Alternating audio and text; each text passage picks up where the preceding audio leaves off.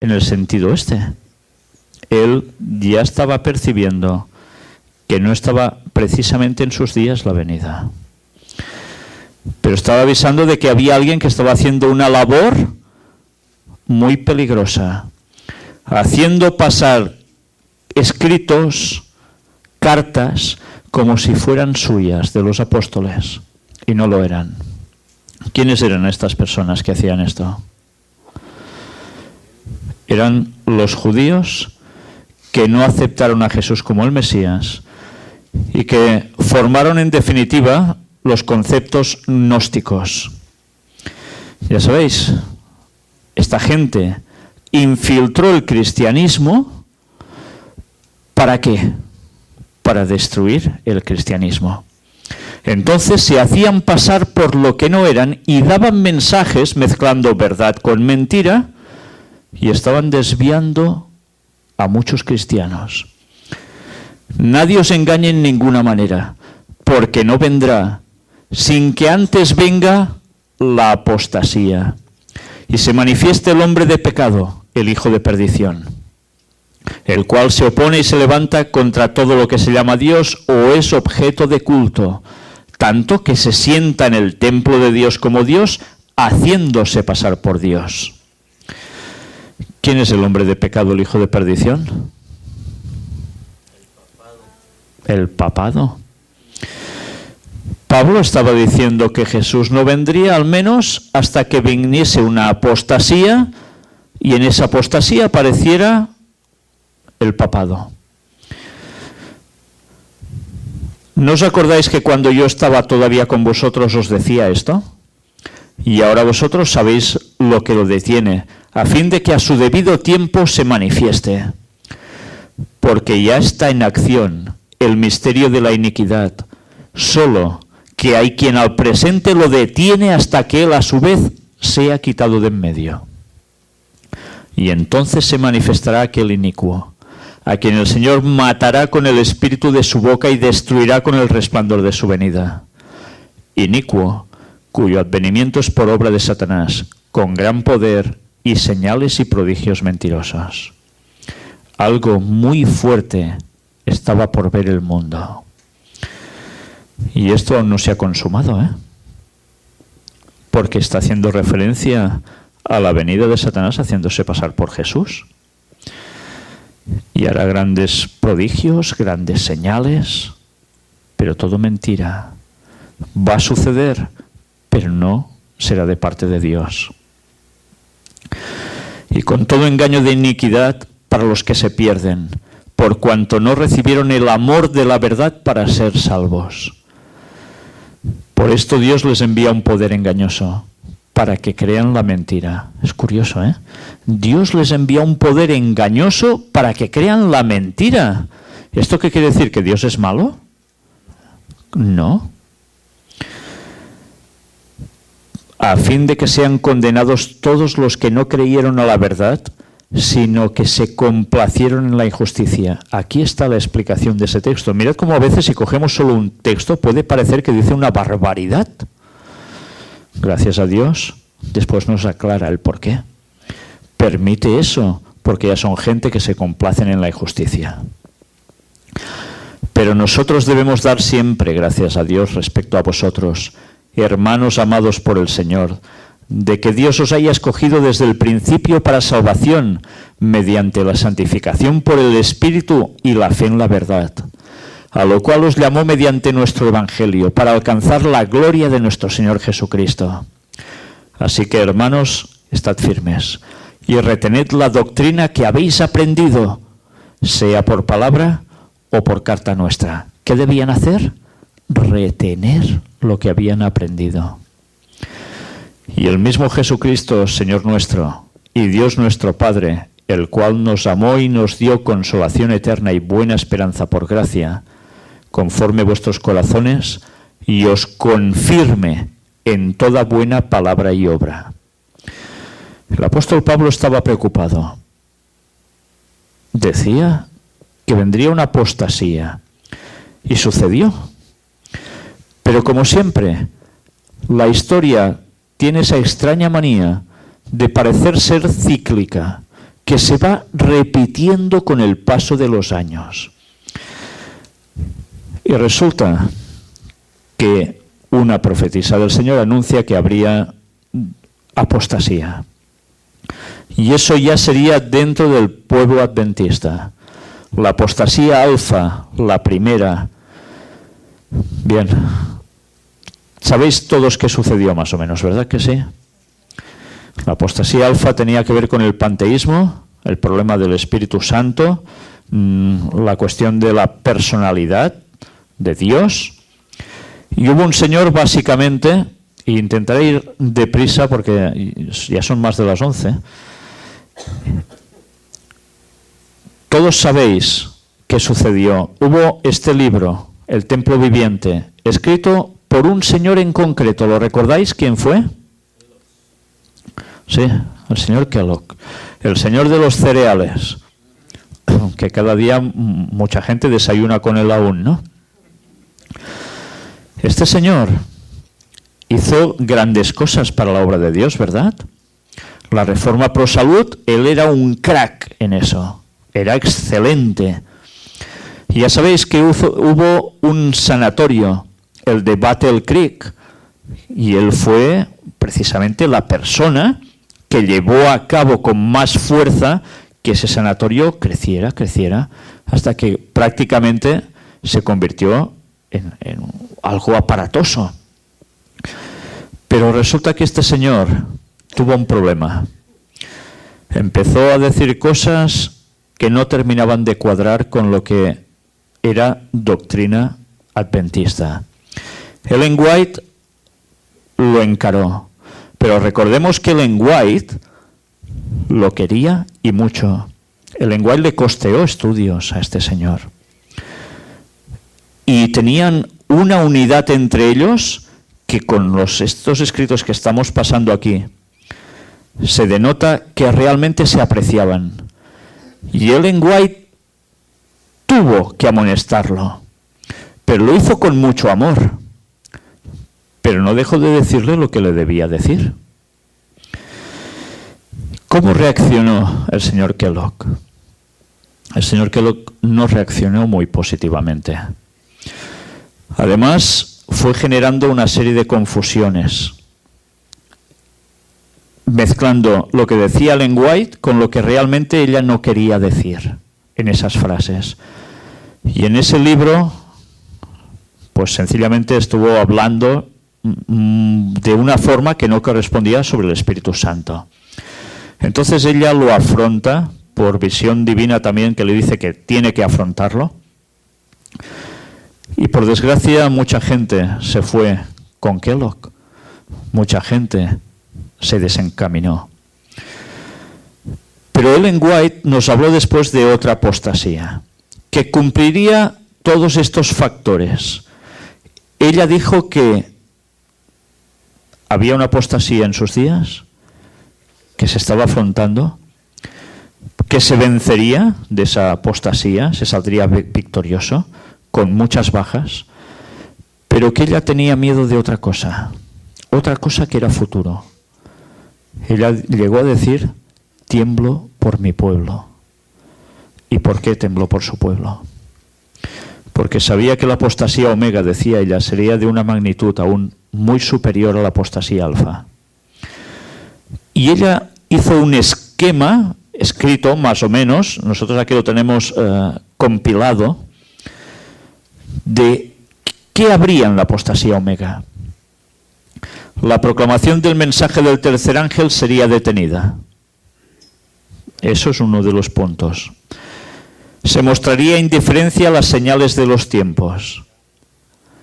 Yo no sé si mientras estoy leyendo vais pensando en cosas que suceden como apostasía dentro de la Iglesia Adventista. Se promovería un sistema de adoración que desvíe la mente de Dios con una música no santificada. Se renunciaría a las doctrinas fundamentales de nuestra fe y se cambiaría nuestra religión. Se establecería una nueva organización. Se escribirían libros de una nueva orientación. se introduciría un sistema de filosofía intelectual. Y finalmente se tratará de enterrar el sábado y exaltar el domingo. Yo no sé si cualquier persona que es adventista de hace ya unos años y ha visto cómo se han ido desarrollando los hechos, tiene duda de que esto no es ya un cumplimiento en nuestros días. A mí personalmente no me queda ninguna duda. Veo esto y veo la situación que se ha producido en la Iglesia Adventista desde hace unos años. Bien, hay todo un argumento que utilizan los antitrinitarios basándose en los escritos precisamente del señor Kellogg. Y en consecuencia están, haciendo una mezcla de conceptos desastrosos y que muchas personas lleguen a abrazar. Yo ahora no me voy a poner en esto, porque ya está explicado en conferencias que podéis ver, pero me gustaría centrarme directamente en algo muy, muy concreto. ¿Por qué el señor Kellogg empezó a escribir sobre estas cosas y a defenderlo? ¿Por qué creéis que fue? ¿De dónde sacó el señor Kellogg los conceptos que él tenía y que plasmó en ese libro? Vamos a ver algo, y es esto. Muchos adventistas ignoran esto. La relación del doctor Kellogg con la masonería. ¿Sabíais algo de esto? Vamos a verlo. Eventos del tiempo final. Es un libro que no está editado por la Iglesia Adventista como tal, sino que es de algún no sé si ministerio o un señor que por su propia cuenta hizo todo esto, no lo sé exactamente, y creo que de Colombia. Y se dedicó a compilar una serie de citas y hizo este libro muy parecido a los habituales que hacen en la Iglesia. Eventos del tiempo final, no es eventos de los últimos días, es otro. Que yo sepa, esto era a nivel más particular. Sé de algunos hermanos que a mí me hicieron fotocopias de ese libro. Yo lo tengo solo en fotocopias. Pero bien, me dijeron que teóricamente este mes de diciembre, si se había conseguido dinero, se iba a volver a editar. Y si eso sucede, os lo haré saber, porque me dijeron que me enviarían un libro especialmente, o sea que si eso es así, os lo comunicaré para que lo podáis adquirir, porque vale la pena. Pues bien, hay citas que aparecen en algunos otros libros y hay citas que bien, están bien compiladas de cosas que parece ser que en español quizás no estaban traducidas antes. Me gustaría que leyeseis conmigo hoy especialmente todo esto. Es la carta de Ellen White al estimado hermano Kellogg. Acabo de leer su carta. Esta y los documentos adjuntos fue la única correspondencia que recibí este mes. Me siento mucho mejor de salud. Puedo dedicarme a escribir y encuentro muchas cosas para mantener mi mente ocupada. Mirad que está hablando de un modo como, ¿con desprecio, con rabia? No, muy bien, ¿eh? Desearía verlo personalmente, pero como no puedo hacerlo, le estoy escribiendo. Gracias por su prescripción médica. Tendré cuidado. Mi oración es que el Señor me ayude y lo ayude a usted, mi hermano, para que no asuma muchas responsabilidades y al hacerlo se descalifique a sí mismo para administrarlas. Si usted fuese destituido por enfermedad o muerte, ¿quién estaría preparado para llevar adelante estas responsabilidades? Los médicos que están bajo su dirección pueden tener interés en esta obra grande y extensa, pero no tienen su experiencia. Mientras usted tenga la posibilidad de educar, debe seleccionar a varios hombres y entrenarlos para llevar adelante las responsabilidades. Mirad cómo se preocupa, ¿eh? Para que todo funcione por si él faltara o le sucediera algo. Bajo su instrucción y por medio de la ayuda divina, ellos podrán aprender a hacer la obra que usted ha estado haciendo.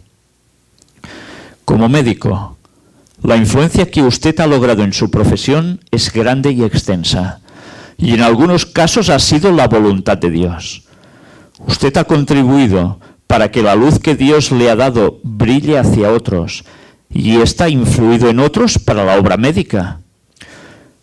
Pero según la luz que el Señor me ha dado, estad atentos, existe un espíritu de masonería y éste ha construido un cerco alrededor de la obra. Toma, qué cosas, ¿eh? La antigua práctica tradicional ha sido exaltada como el único método verdadero para tratar la enfermedad, y este sentimiento se ha propagado considerablemente entre los médicos conectados con usted. En los casos de fiebre, han acudido a las drogas para interrumpirla, según creían ellos. En varios casos este método interrumpió la fiebre y otras enfermedades, pero esto afectó al hombre entero. El Señor se ha dignado a presentarme este asunto en forma clara. No es necesario tratar la fiebre con drogas. La naturaleza tiene sus propios recursos para manejar mejor y con más éxito los casos más difíciles. Si totalmente se adopta esta ciencia, se obtendrán mejores resultados, especialmente si el que lo hace es meticuloso. El Señor bendecirá al médico que, dependiendo de los métodos naturales, trate de ayudar a cada función de la maquinaria humana para que ésta por sus propios medios cumpla el propósito del Señor y se restaure a sí misma y funcione correctamente. Dr. Kellogg, Dios lo ha favorecido con la fraternidad médica y Él desea que usted mantenga esa relación.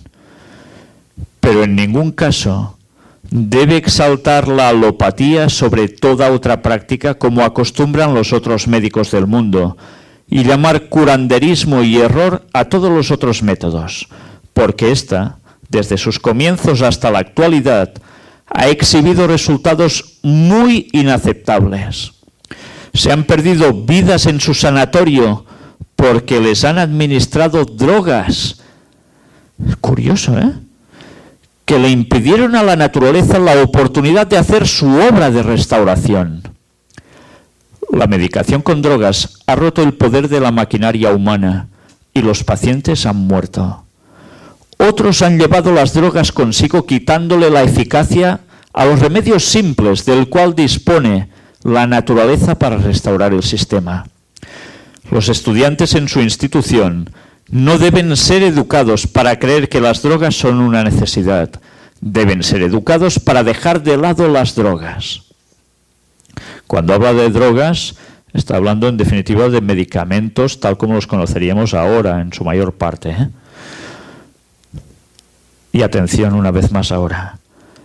La fraternidad médica, representada ante mí como masonería, con sus largos nombres ininteligibles que la gente vulgar no puede entender, llamaría curanderismo la receta médica del Señor para Ezequías.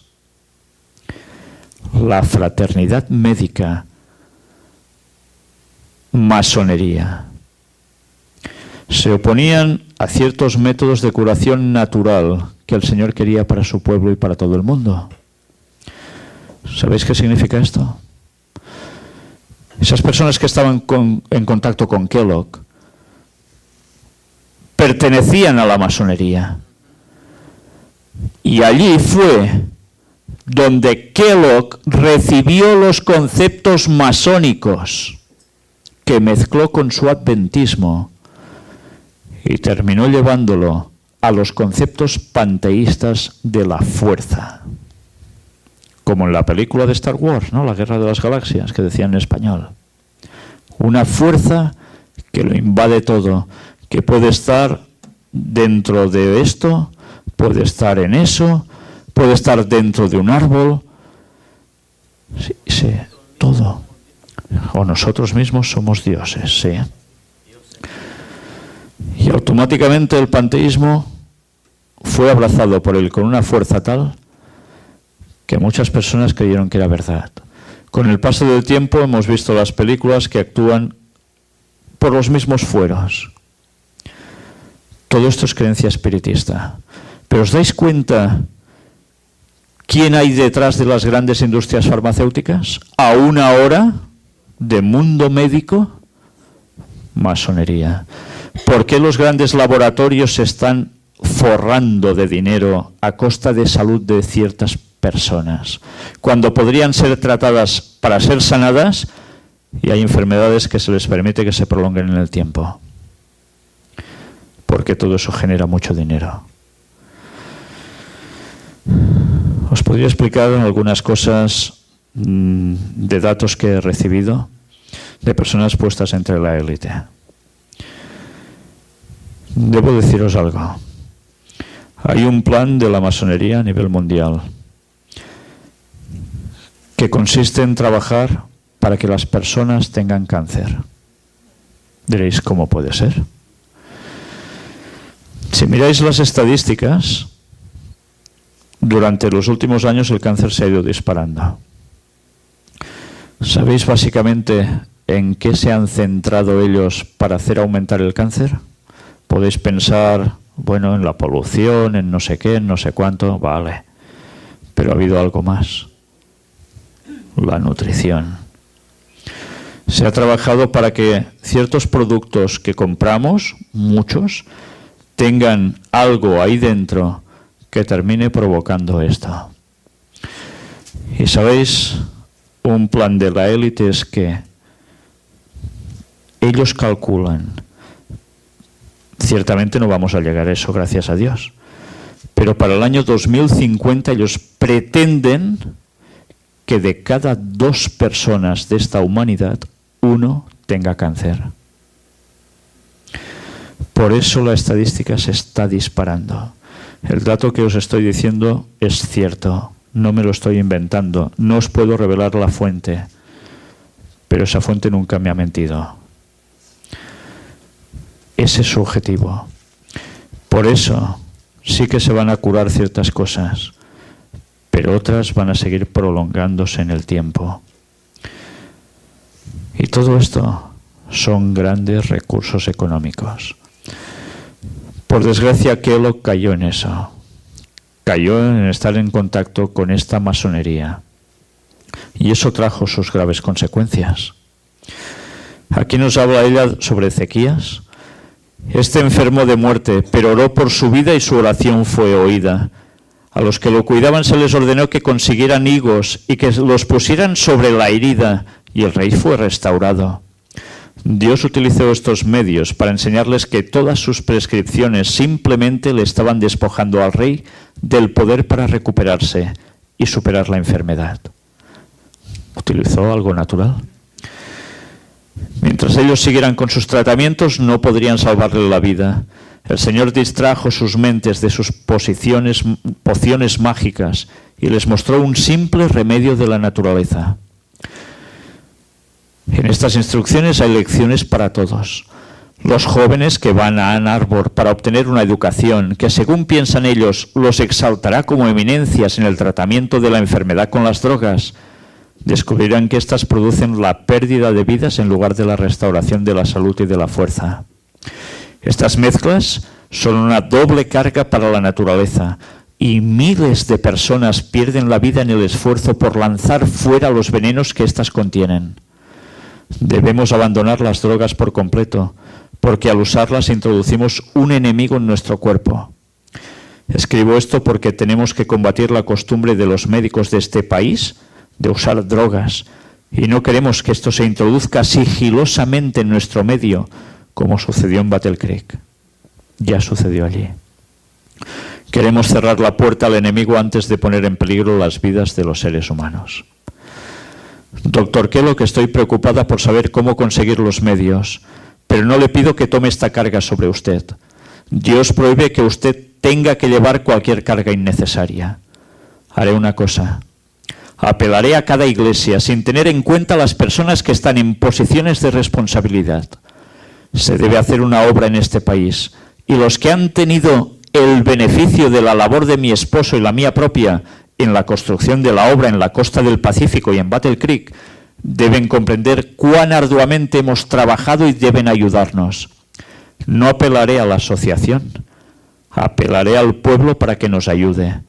Una vez establecidos trabajaremos sin esa ayuda, pero la necesitamos ahora, no podemos hacerlo sin ella. Usted menciona que la asociación dice que Australia ha tenido más medios que cualquier otro lugar. Es posible, pero siempre que la providencia de Dios nos abra nuevos campos, ¿nos negaremos a entrar en ello y establecer en este nuevo mundo una fuerza activa que envíe obreros a otros campos? ¿Cómo podrán oír si no hay quien les predique? ¿Y cómo podrán predicar sin haber sido enviados? Con la ayuda de Dios queremos amonestar al mundo y llevar nuestro testimonio a regiones distantes. Mírate el lenguaje, ¿eh? Qué poco le importaba si los de arriba se ponían de su lado o apoyaban o no. Ella sabía lo que debía hacer y allí iba, ¿eh? Anda que se lo pensó. El Señor nos llama a predicar la verdad sin demora. Todo el país necesita la verdad, excepto los lugares donde ya se ha establecido un interés. Tenemos el mensaje del tercer ángel, los mandamientos de Dios y la fe de Jesús. Y esta verdad debe rodear todas las ciudades y los pueblos. Debemos llevar el mensaje de un punto a otro, estableciendo en cada uno una pequeña comunidad de misioneros. A los obreros en Australia se los llama a extender su campo de acción, enviando ayuda a los campos desfavorables en las regiones distantes, donde aún no se ha alzado la bandera de la verdad. No es nuestra propuesta que descuidemos otros campos para colonizar o construir grandes centros. Interesante este detalle. ¿Qué tendencia tiene hacer el adventista? Vamos a reunirnos y vamos a hacer algo grande, grande, grande. No, poquito aquí, poquito allá, bien hecho y diciendo lo que hay que decir. Y las luces se esparcen. Pero debemos ensanchar el círculo de nuestras operaciones, como quienes creen estar dando el último mensaje de amonestación al mundo. El profeso pueblo de Dios en los Estados Unidos de Norteamérica debería haber estado despierto para hacer esta obra. En lugar de centrar tanto interés en Battle Creek, debería haber hecho planes de ciudad en ciudad. Si hubiese estado lleno del celo por la verdad, habría permitido que su luz brillara sobre otros y habría trabajado para preparar un pueblo para estar de pie en el día del Señor. Mira cómo las historias siempre se van repitiendo, ¿eh? Concentración en algún lugar y en vez de ir buscando obra aquí, obra allá, no, todo concentrado. Y al final, para lo que menos estás para preparar un pueblo para estar en pie delante del Señor. Es posible que hayamos tenido más medios que en otros lugares, pero tenemos resultados concretos. Se ha hecho una obra progresiva, se ha entrado en nuevos campos y todavía hay más necesidades a nuestro alrededor. Debemos penetrar en todos los campos de Australia. Se necesitan misioneros que vengan a este país para hacer una obra mayor para el Maestro. Que el Señor despierte a su pueblo que conoce la verdad para que imparta el conocimiento que tiene. Y así funcionó Australia y fue creciendo la obra. Y ella va siguiendo. Hagamos cada día la oración tan llena de significado que Cristo les enseñó a sus discípulos. Padre nuestro que estás en los cielos, santificado sea tu nombre, venga tu reino, sea hecha tu voluntad como en el cielo, así también en la tierra. Antes había dicho algo del mundo masónico, como es arriba es abajo, ¿lo recordáis? Eso no es un invento de Satanás. Jesús mismo lo dijo, sea hecha tu voluntad como en el cielo, así también en la tierra. Satanás no inventa ni eso. Una guerra agresiva está ante todos los que creen la verdad. Debemos realizar grandes progresos y mejoras para llevar adelante la obra que bajo el mando del gran general de los ejércitos el ser humano tiene el privilegio de hacer. Dios envía a sus ángeles como espíritus ministradores para que vayan delante del verdadero obrero y se unan a él. ¿Somos conscientes de eso? Dios tiene espíritus ministradores, los ángeles, que van delante nuestro preparando el terreno para que demos el mensaje y los demás lo acepten. Por medio del poder del Espíritu Santo, la verdad debe obrar en nuestros corazones. Debemos hacer un llamado para que los que conocen la verdad entren a trabajar en la obra y sean colaboradores con los ángeles en la obra de Dios. Nada debe desalentarnos. Al esparcir el conocimiento de Dios y Jesucristo nuestro Señor, debemos tener puesta la esperanza en el progreso moral. Debemos acudir al Señor en cada emergencia y a cada paso. Y así sigue, y sigue, y sigue. Pero va dando detalles de cómo debemos trabajar para el Señor. Lo curioso de todo esto, a pesar de todo, es ver que la apostasía alfa se estaba apoyando en algo en concreto y tenía que ver con la masonería. Si ya hemos entendido que la masonería estaba detrás de esa apostasía alfa, ¿qué podemos pretender de la apostasía omega? Iba a ser de la misma naturaleza, decía ella, pero con una potencia tremenda. Pues bien, todo esto nos está enseñando que debemos conocer qué iba a hacer toda esa infiltración dentro de la Iglesia. Y la verdad es que hay cosas que son para pensar y meditar mucho. Mirad qué escribe aquí. La influencia que usted ha logrado en su profesión como médico es grande y extensa, y en algunos casos ha sido la voluntad de Dios. Usted ha contribuido para que la luz que Dios le ha dado brille hacia otros y ésta ha influido en otros para la obra médica. Y estad atentos porque se parece mucho a lo que hemos leído, pero hay una diferencia. Pero según la luz que el Señor me ha dado, existe un espíritu de masonería libre. ¿Estaba esta palabra antes? No. Y este ha construido un cerco alrededor de la obra. ¿Qué es la masonería libre? La masonería libre. ¿Cómo empezó la masonería? La masonería tenía que ver con los arquitectos, los que hicieron las grandes catedrales. ¿Quién podía pertenecer a esas sociedades secretas? Ellos. Era algo exclusivo. Pero después la masonería se abrió y empezó a recoger personas de alto nivel, abogados, políticos, médicos. Y así la masonería llegó hasta Kellogg y llegó hasta infiltrar al pueblo de Dios con conceptos que ya aún estamos viendo dónde van a llevarnos, pero aún van a acontecer más cosas por culpa de todo eso. Y esto, ¿sabéis qué es, no?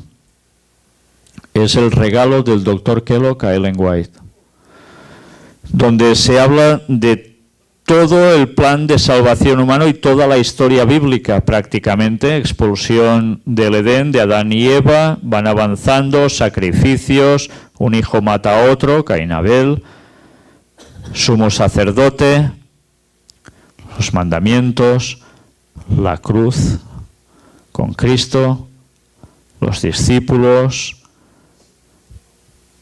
y después, la Nueva Jerusalén, juicio, todo. Pero mirad qué hay aquí. Lo conocéis ya bien de la charla de antes, ¿eh? Toda la historia bíblica muy bonita, pero resulta que en medio no está Dios. Está el ojo que todo lo ve, Satanás. Pastor, esa pintura la han usado los Antitrinitarios. pastores adventistas para decir que Elena de White usó eso. Sí, esa es la gran pena. Los antitrinitarios han utilizado esto también para decir que Elena White era masona por esto.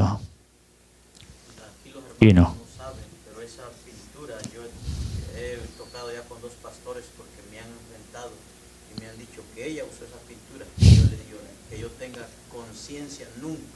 Pero esa pintura hoy está bueno que está ahí para que la hermana la conozca. Y ellos dicen que Kellogg se la regaló y que la hermana White la mandó a pintar para Se encuentran esa historia, que la publiquen, porque no es así. Pero ya veis, aquí se denota claramente dónde se puso Kellogg. Y mezcló, no abandonó los conceptos adventistas, los mezcló con los masónicos. Y la iglesia se tambaleó y estuvo a punto de hundirse. Dios no lo permitió porque su profetisa afrontó tal como se le había dicho. Y la situación se salvó. Pero va a llegar la apostasía omega. Y en esa apostasía omega la situación va a ser bastante distinta. Bastante distinta, sobre todo por sus resultados. Una vez más recordemos este texto, Oseas 4:6. Mi pueblo fue destruido porque le faltó conocimiento.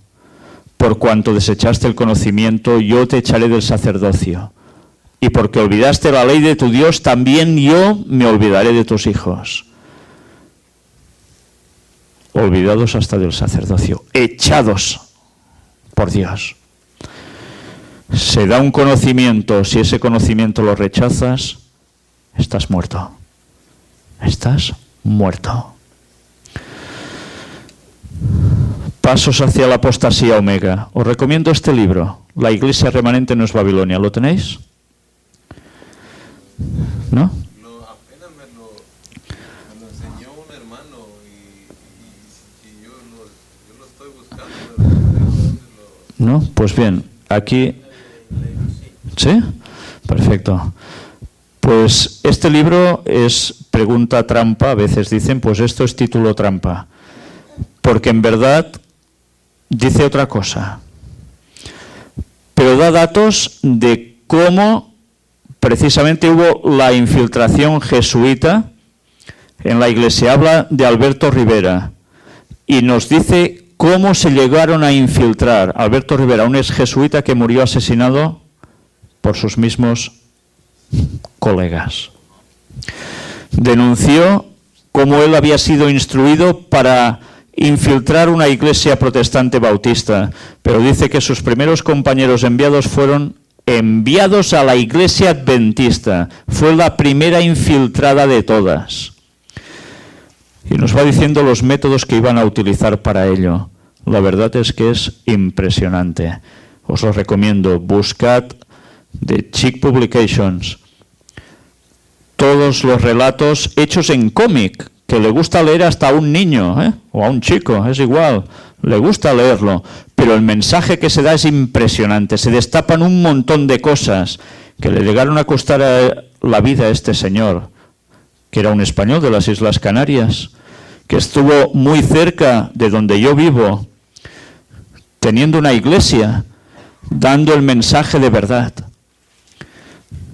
pero terminó envenenado. Qué valentía la suya. Él sabía que iban a terminar con su vida y no se calló. Ya 2 veces antes habían tratado de matar. Sí. Y así era de esperar. Los jesuitas actúan de este modo. Y luego nos venden la imagen del Papa Francisco jesuita y que va... ¡Oh, qué bondades! Bueno, todos hacen el mismo juramento. Eso quizás, no sé si dará tiempo a tratarlo también aquí, en otra temática. Este libro da un repaso de lo que ha ido haciendo la Iglesia adventista, no a cada año, pero bastante a menudo, con sus tratos con Roma. La apostasía que ha ido llevando a dejar todo prácticamente de lado. A tal punto que llega a decir cosas con frases que si las vais leyendo os vais a quedar perplejos. Es curioso ver cómo durante años se han ido haciendo pasos, pero han sido pasos no brutales de golpe, sino progresivos. Todos sabemos cómo hubo el señor Bakovich, no sé cómo lo pronunciáis, que le llegó a dar precisamente al Papa una medalla de oro. Lo sabéis, ¿no? De todo esto. Y es algo que, bueno, parece ser que no ha pasado nada. Y dices, ¿cómo puede ser? Después hemos ido viendo también cómo hasta las banderas del Vaticano han ondeado en conferencias generales adventistas. Y dices, ¿pero qué está pasando aquí? Si Elena White levantara la cabeza, ¿qué haría? Pero lo mismo, ¿qué haría Lutero si hubiese visto a los protestantes luteranos ir a firmar acuerdos con el Vaticano? Es que nos damos cuenta que todo ha perdido el sentido original. Pues bien, aquí hay una denuncia tras otra, de paso a paso las cosas que se han llegado a hacer. ¿Recordáis la visión que tuvo también Ellen White, o un sueño, sobre una compañía de personas que se acercan a su casa? Ella dice que abre un poco la ventanilla y ve que se acercan. Los conozco, son de la iglesia. Y va a abrir y dice, un momento, voy a ver otra vez. Hace así y ve que la compañía ha cambiado su posición, su formación, y van en plan procesión católica. ¿Y qué acontece después? Hay un señor de los que se acercan que va con una caña y ¿qué hace?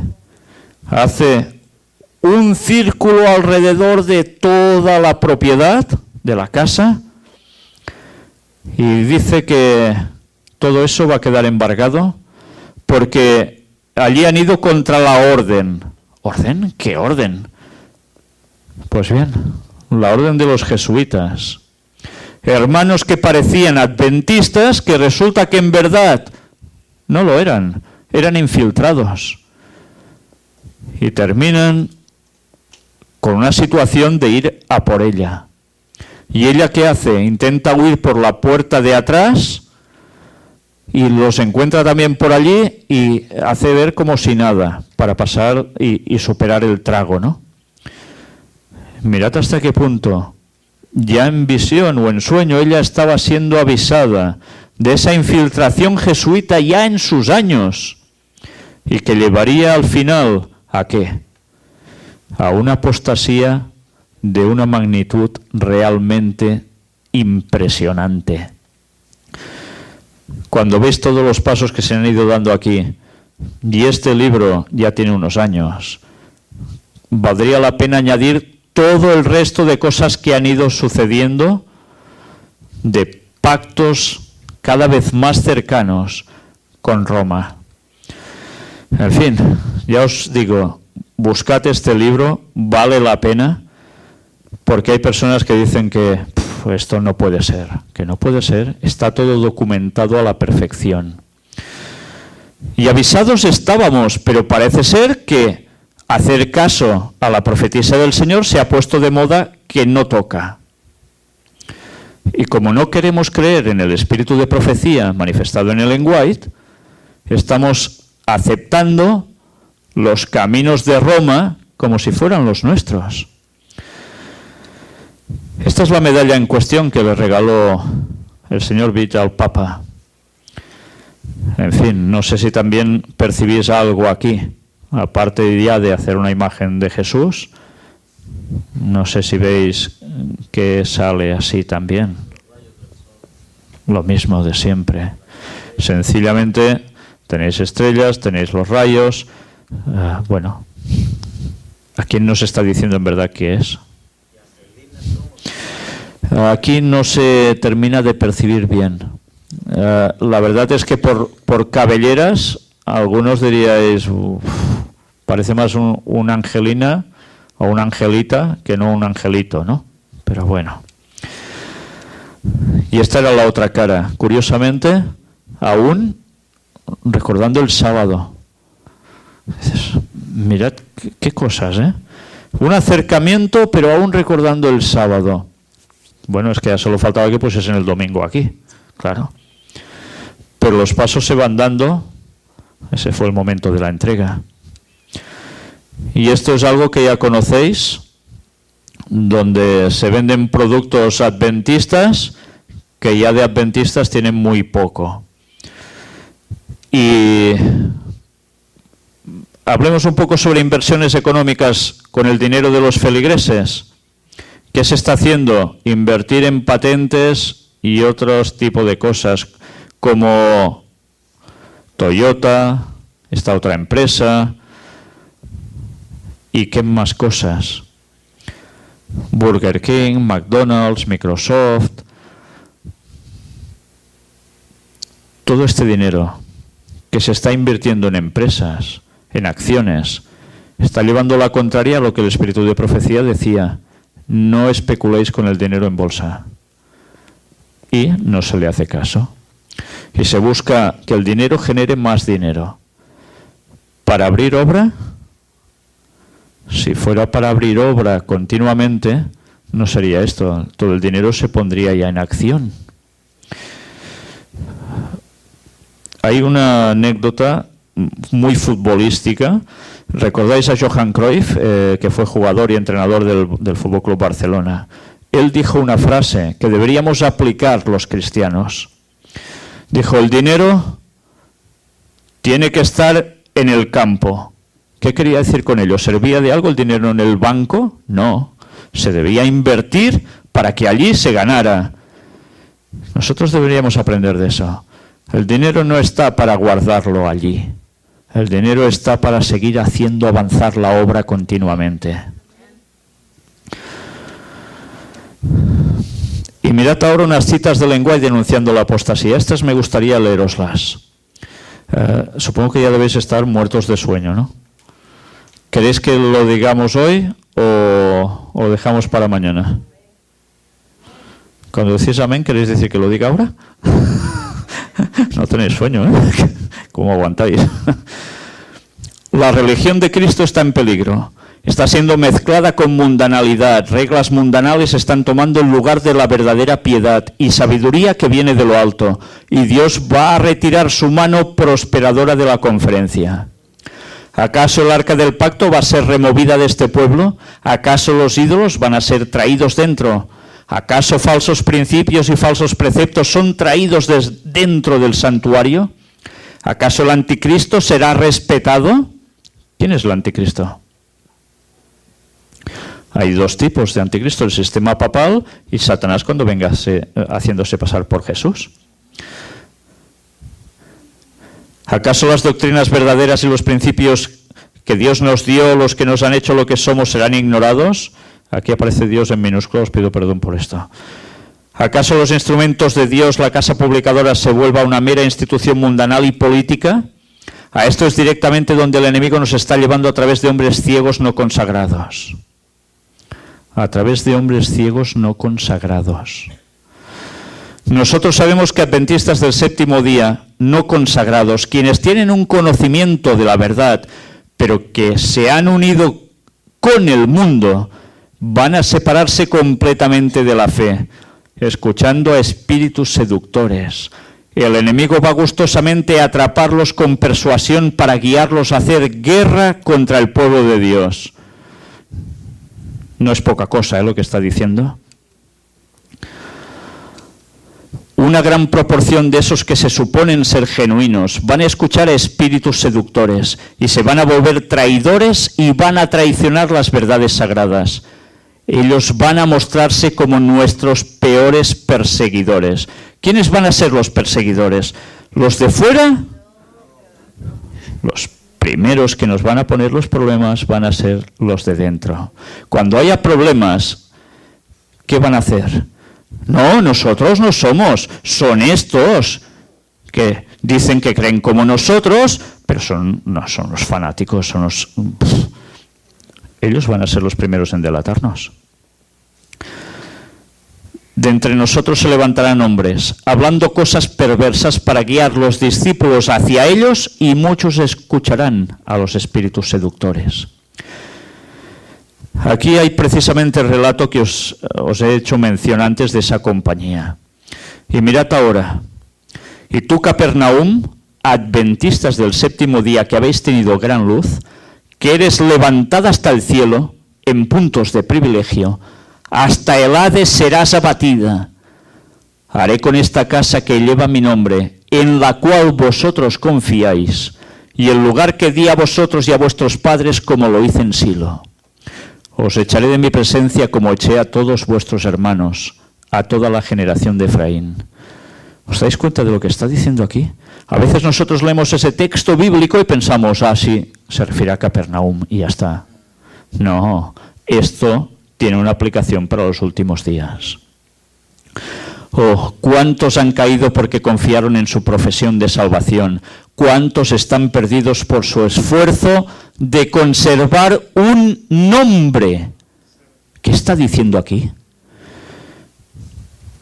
Repito. Oh, ¿cuántos han caído porque confiaron en su profesión de salvación? ¿Cuántos están perdidos por su esfuerzo de conservar un nombre? Estas declaraciones son realmente contundentes. Conservar un nombre. ¿Cuántas personas tienen el sentimiento de por años haber sido adventistas, de la Iglesia Cristiana Adventista del Séptimo Día?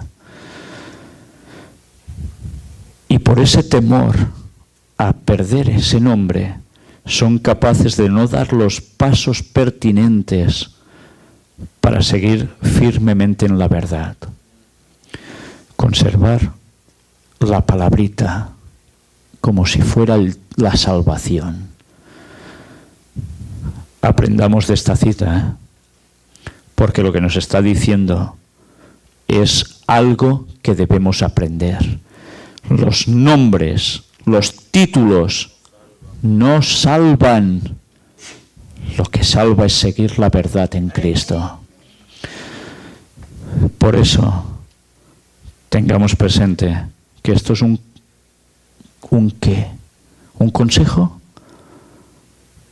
Sí que es un consejo, pero es un consejo que si no lo abrazamos, nos va a llevar a estar perdidos. Es triste, pero es la realidad. ¿Cuántas veces nos aferramos a algo que ya no toca? Porque hay tradición, porque hay años, porque eso nos pesa. Una cosa es dejar los principios de la verdad, otra cosa es el nombre. Siempre seremos adventistas de creencia, siempre. Estemos en un lugar o en otro, eso forma parte de nuestro ser, o debería formar parte de nuestro ser. Pero no nos basemos solo en un nombre. Y así va siguiendo, va dando citas, que no quiero cansaros ahora, pero hay que son referencias a algo que ya había acontecido, ¿cómo no? Hace años, en su tiempo, con la conferencia general, pero una vez más, no estamos viendo cómo la historia se va repitiendo. Esos avisos siguen teniendo la trascendencia para ahora. Por desgracia olvidamos muchas veces que todo lo que fue escrito, también en la Biblia, no fue escrito solamente para los de antes, fue escrito especialmente para los que han alcanzado los fines de los siglos. ¿Y esos quiénes son? Nosotros. Citas, las que queráis. Todo este material estará a vuestra disposición si lo queréis para que podáis examinarlo. Hay libros que por desgracia no están ni traducidos al español. Citas que vale la pena que sepamos. Y ojalá alguien emprendiera la labor de coger ciertos libros como las colecciones de Spalding and Magan o la de Crest Collection, todas esas que aún están solo en inglés, para que el pueblo de Dios que habla español, que son millones por muchos sitios, puedan saber la verdad. No todo interesa que se sepa, pero nosotros debemos buscar el conocimiento. Mirad esta, porque esta ya es de apaga y vámonos. Corremos el peligro de llegar a ser una hermana de la caída Babilonia y permitir que nuestras iglesias se corrompan, se llenen de todo espíritu inmundo y alberguen a toda ave inmunda y aborrecible. Estas son las palabras utilizadas en Apocalipsis 18. Ave inmunda y aborrecible. Antes habéis visto un símbolo en el billete de $1 y un lugar donde hacían sacrificios. Ave inmunda y aborrecible, ¿sabéis qué era también? Un búho. ¿Os dais cuenta que aquí nos está diciendo algo más? Le digo la verdad, Pastor Barler. A menos que haya una limpieza del templo del alma por parte de aquellos que dicen creer y predicar la verdad, vendrán los juicios de Dios que por mucho tiempo han sido postergados. 1886.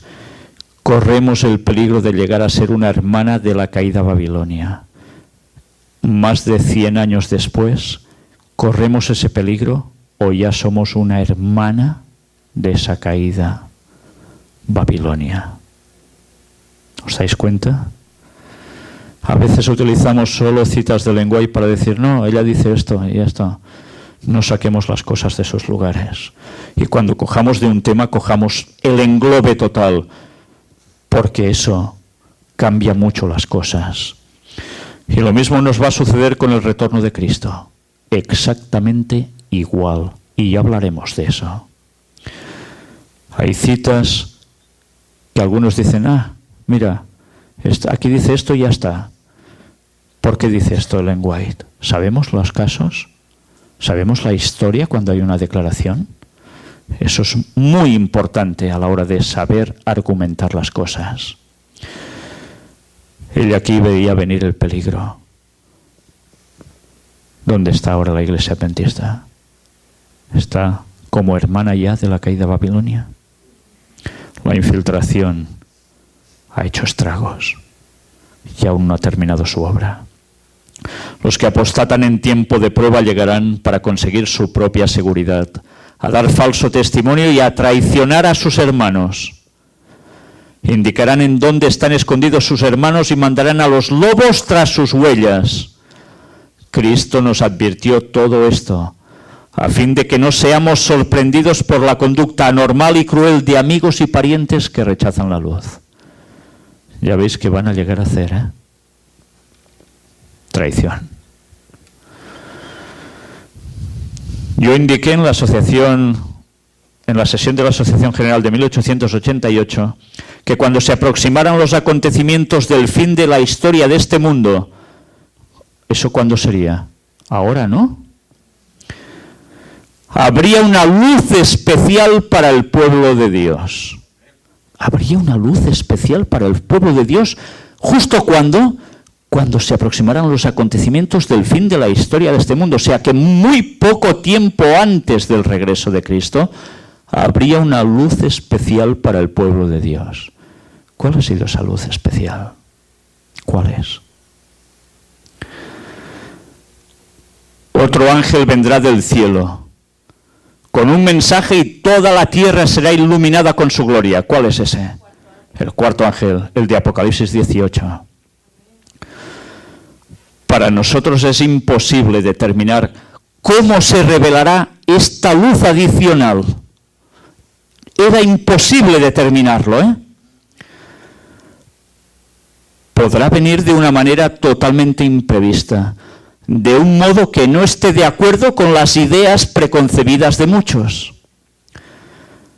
No es del todo inverosímil, ni contrario a la manera de obrar de Dios, el mandar luz a su pueblo de forma inesperada. ¿Sería correcto que cerráramos todas las avenidas? Habría una luz especial, la del cuarto ángel. Ella no sabía aún ni cómo se llegaría a manifestar eso. Pero una luz con un mensaje especial. ¿Qué luz? ¿Qué mensaje sale ahora en estos últimos tiempos? Y que por ideas preconcebidas puede ser dejado de lado. El regreso de Cristo. ¿Qué momento? ¿Cuándo?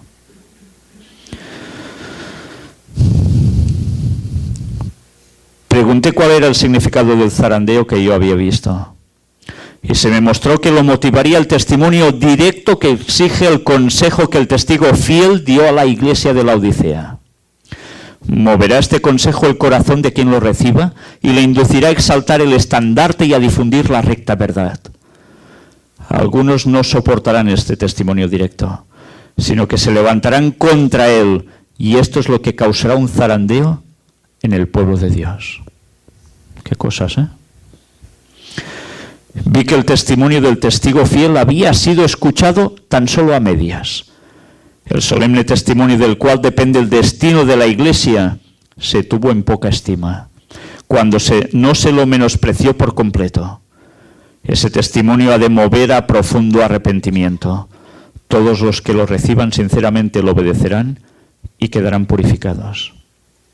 Algo va a hacer que haya un profundo arrepentimiento y ganas de obedecer y quedarán purificados. ¿Qué es eso? ¿Qué sucedió en 1843 y 44? ¿Lo recordáis?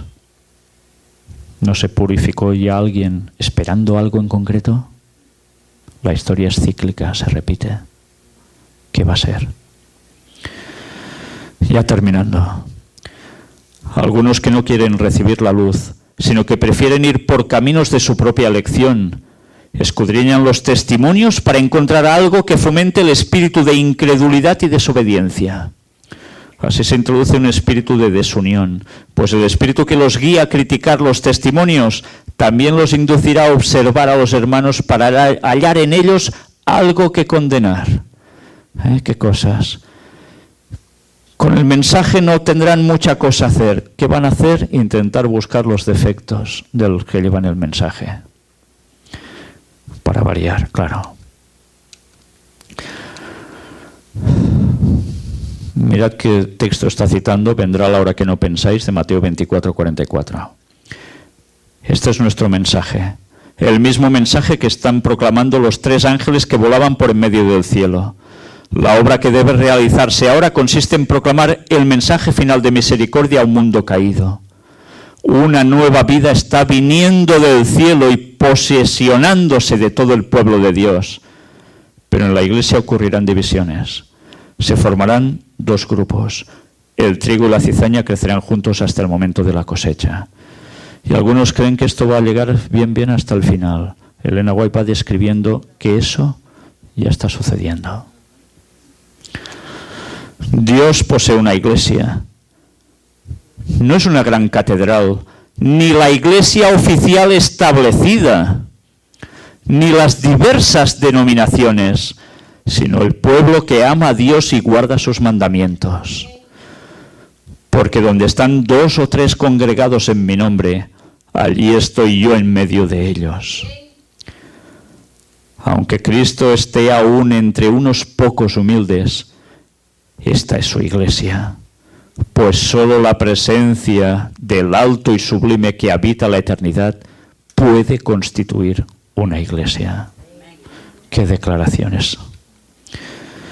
Los hombres que hacen que el objetivo y el centro de su vida sean su propio placer y beneficio no deberían permanecer en ese puesto tan importante. No tienen derecho de estar aquí.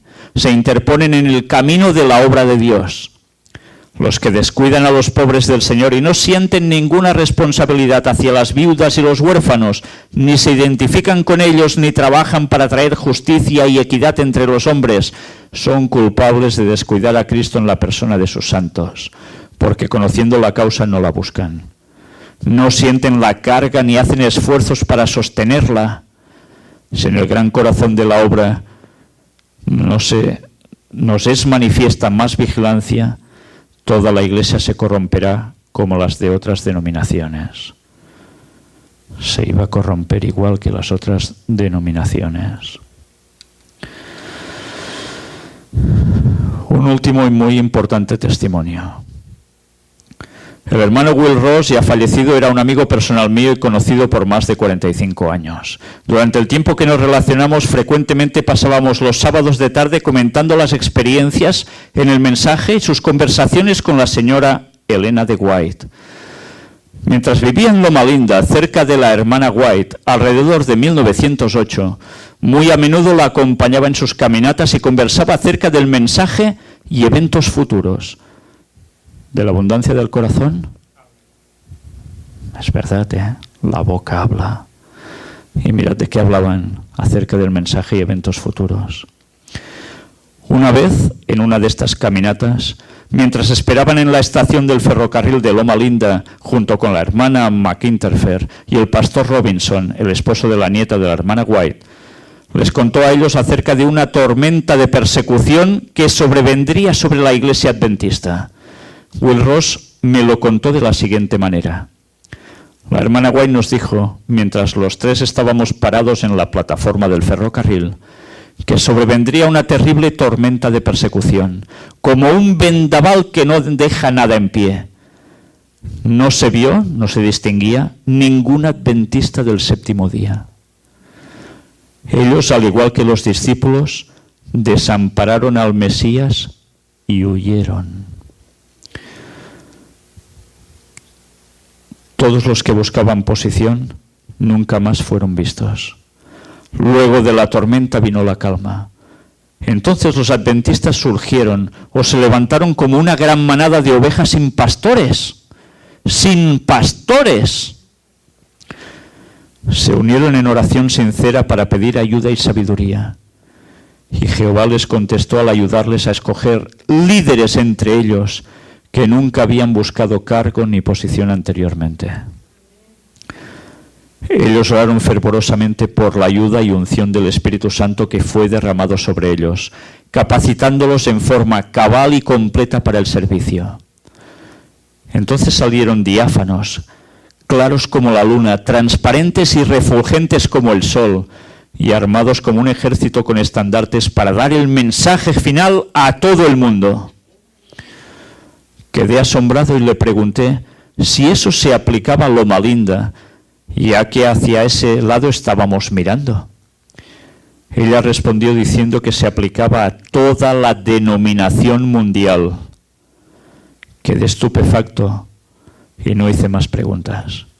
Will Ross Boulder, Colorado. En el año 1943, el pastor D.E. Robinson estaba visitando las iglesias de Colorado.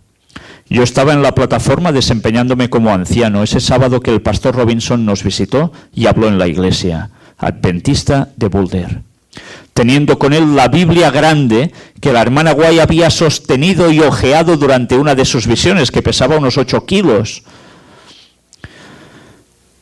Cuando terminó la reunión, el hermano Ross habló con el pastor Robinson y le preguntó si se acordaba cuando ellos tres, Will Ross, el pastor Robinson y la hermana McInterfer, estaban parados en la plataforma de la estación acompañando a la hermana White, y ella le relató acerca del terrible vendaval de persecución que vendría sobre la iglesia adventista. El pastor Robinson contestó: sí, hermano Ross, lo recuerdo. Yo documenté esta contestación el 15 de enero de 1946. No quise olvidar esta importante narración que me contó el hermano Ross. Muchas veces lo comentamos con él, años más tarde, y su declaración nunca varió. Firmado Elmer M. Johnson. Un vendaval sobre la iglesia adventista que va a hacer que los pastores se larguen. ¿Y qué va a acontecer? Que los pocos sinceros que queden, cuando pase ese vendaval, se van a encontrar sin pastores. Y luego se van a unir. Y habrá hermanos que jamás habían aspirado a nada y van a ser puestos como líderes y van a guiarlos para dar el último mensaje final. Todos estos momentos se están acercando, ¿eh? O los estamos viviendo ya. Pues imaginaos qué situación. Ya no es futuro, ¿eh? Esto está siendo ya ahora. Pero bien, vamos a dejarlo yo aquí. Creo que ha sido suficiente como para darnos cuenta en qué tiempo estamos viviendo y lo que termina aún por venir dentro de poco, que ya podemos prepararnos de verdad. Que el Señor nos ayude en ello. Amén.